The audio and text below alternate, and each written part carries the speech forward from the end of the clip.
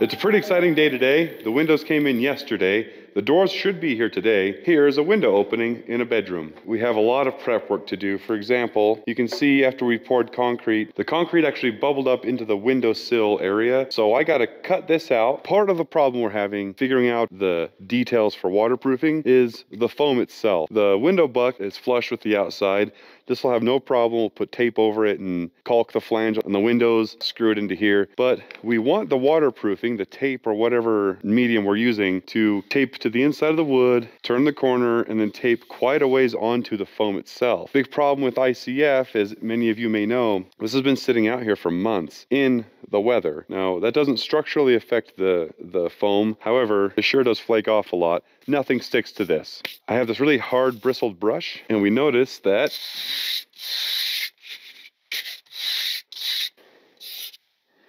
it's working okay. And my hands are so chalky now I can't tell if it's working or not. But that seems to be doing the best job at cleaning these off so far. There are a few other details we're trying to figure out, like how to waterproof the top. Do we put Z flashing up there? This home is getting stucco put onto it, and I'm told that that might be enough waterproofing. The stucco itself just butt up to the edge of the window. We don't really know. Lawrence and I are doing some research right now to figure out what the best plan of action would be. While Lawrence researches details on waterproofing, I'm going to concentrate on getting this concrete down and out of the window. And to do that, I have my electric grinder with a diamond blade.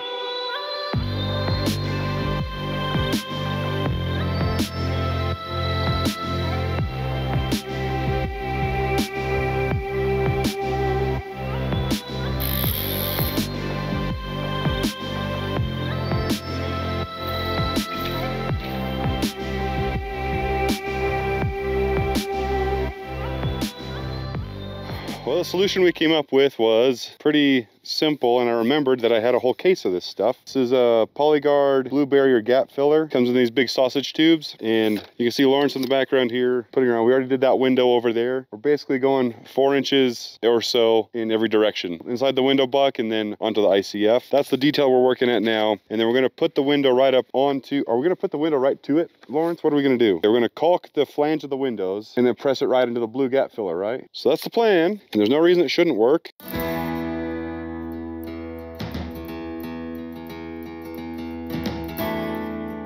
For those of you who have been following us from the beginning, you will notice we are once again in the snow. This house is taking a long time to build. It has gotten too cold for the blue barrier caulking material to adhere properly, so I had a plan. I'm going to assemble these 4x8 sheets of insulation board into a little house around this window. Then I'll put a heater in it, and we'll see where that gets us.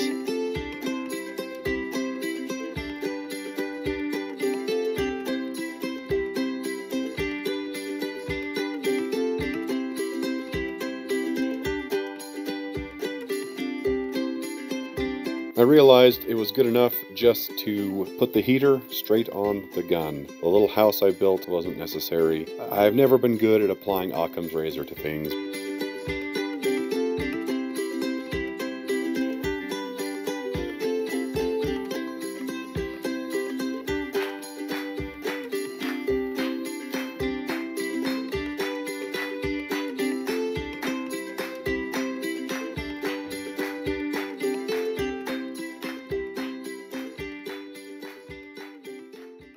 This is the bottom.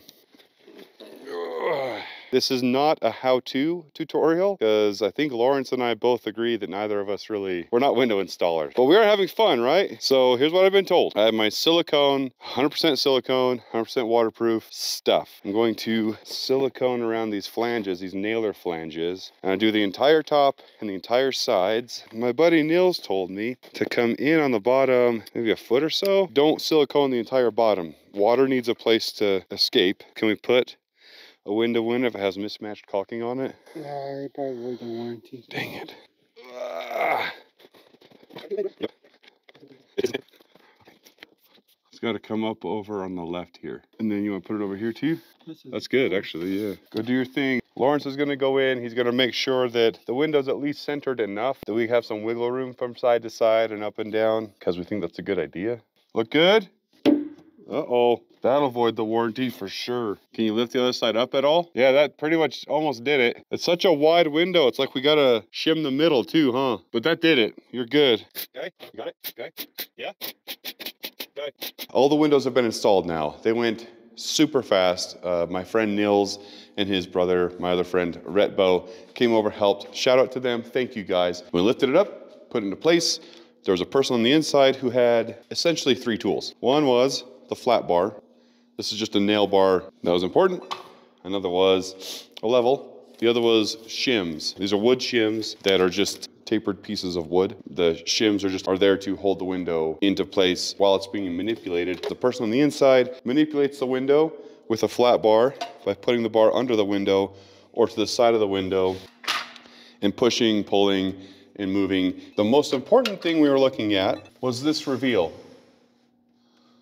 It's the open reveal from the top and the bottom, not in the middle because the middle can flex a lot, but is the top reveal and the bottom reveal close enough to being equal that the window closes and opens easily? And I've gotten these pieces of advice from friends who install windows a lot, like for a living. The second priority was actually the leveling. And so we put a level up there and see if it's level. It was a fun project, actually. Now, here's where I have some questions for you guys on the internet. This is the outside of the window. This is the blue barrier caulking material that we put on, and it's tenacious. It really stuck. The window is nailed every other nail hole or so all the way around the flanges. So the question, what do I do now?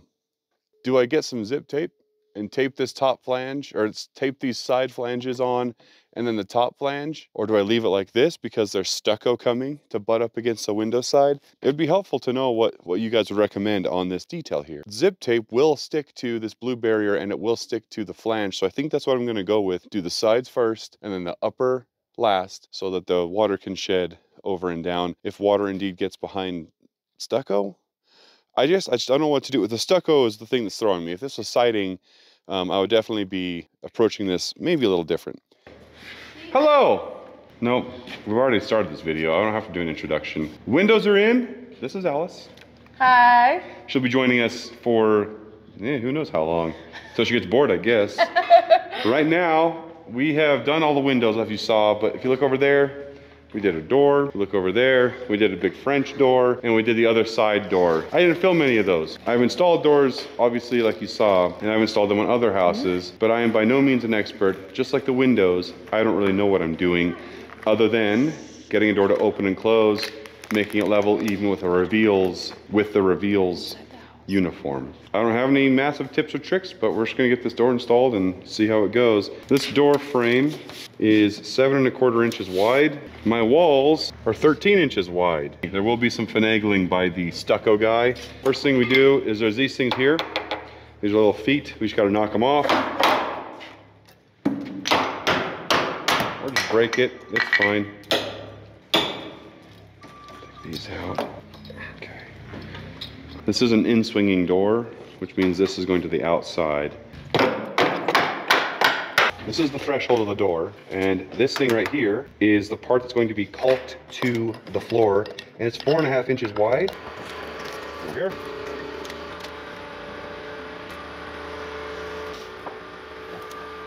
From, the Sharpie's gone. The caulk we're using is a Dynaflex Ultra Advanced Exterior Sealant for no other reason than it says windows and doors and exterior. And I just get a fat bead. And so this is gonna go under the door. It's gonna keep wind and critters out and air seal under this door. And I'm probably using too much, but that's the end of the tube. So who really cares? And this is gonna, like I said, sit under, this is gonna squish all that down. Oh, you want help? You're fine. This is in there, and you have to remove it before putting it in your door, or else your door won't open because you can't get to this. That's that. This is gonna be real awkward. Alice, you ready? Mm-hmm. All right, so we're just gonna kind of walk in, and we can't scrape it over that. Okay. I think you gotta go on your side a little bit more. Oh, too much. And we'll walk it in all slow. Oh, your way quite a bit, huh? There we go. Keep going. Okay, mine's a little bit inward. Wait a second. Oh, sorry. We are completely backwards. This door is backwards. So you're gonna keep it from tipping in that way by holding, yeah, you got it. The door kind of wants to fall outside. Alice is in there holding it with her finger here. And Alice, I kind of want you to get the door pulled back to where it looks like it's level with the, or plumb with the jamb.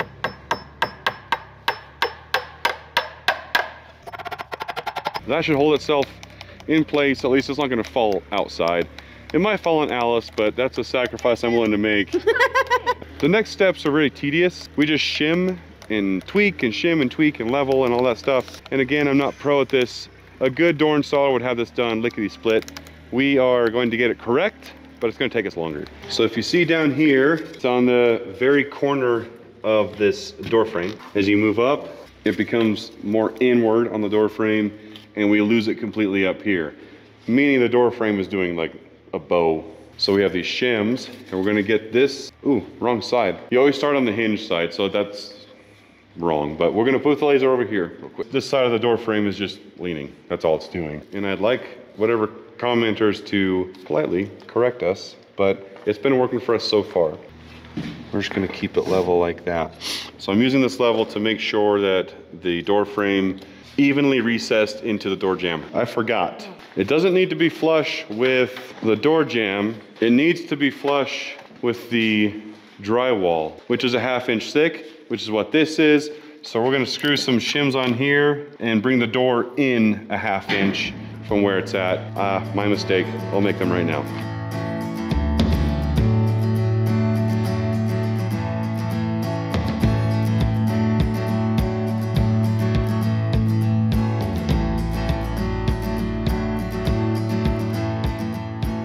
So from out here, it's kind of the same thing she was doing. We're putting shims in, as you can see, and then we are also moving the door in 3 dimensions. How far in do I have to go? Yeah, that's good on the bottom.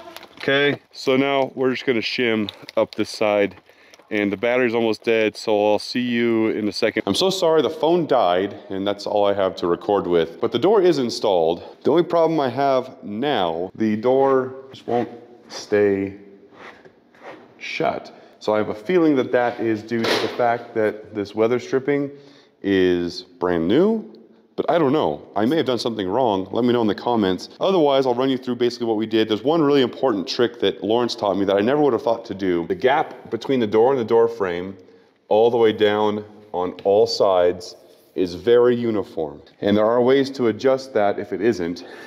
One of them is when we put the laser up against this door frame, we shimmed it into perfection until we got about to this shim here, and then the door frame just dove in really hard. I think this part of the frame is a little bit too short from the factory. You know, the gap was perfect all the way up until here, and then it was way too tight. It was keeping the door closed, actually. So we forced the door open, and I'm not going to do it now because it's already set, but very gently put a block up there, and I just hammered it, and it opened up this gap, and I did it in multiple places, and it made the reveal perfect. I got this Loctite tight foam for windows and doors, which is what we've been installing. We'll just do down here because it's easy to see. Okay, hold on, focus camera, thank you. It's kind of cool if you look behind here, Evelyn. You can see the vapor escaping outside. So it's a little tight for me to move the straw up and down smoothly. I'll do this from the inside and the outside. It actually gets pretty dang hard. This is the window and door stuff, and I have my daughter running around with a snap blade knife. It works great, she's doing a good job, but I have noticed that this is a much better tool for the job.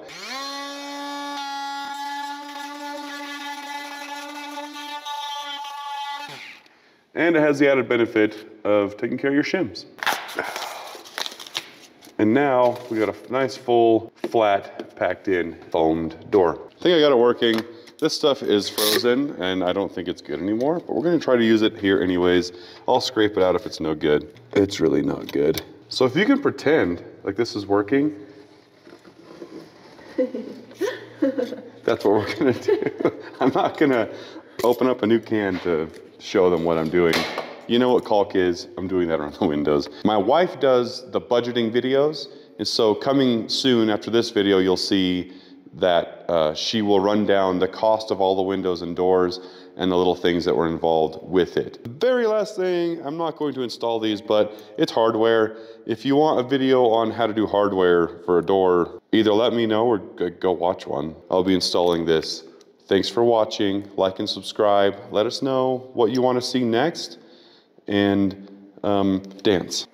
Nobody believes me when my caulking doesn't work. Watch. Whoa! Whoa! Whoa! Whoa! Ooh, I have a cut on this finger. I shouldn't use it. Gonna wet my finger. That's ice cold. It's been out here freezing. And we're gonna wipe it on. And you might think, this guy's not very good at caulking. You'd be right.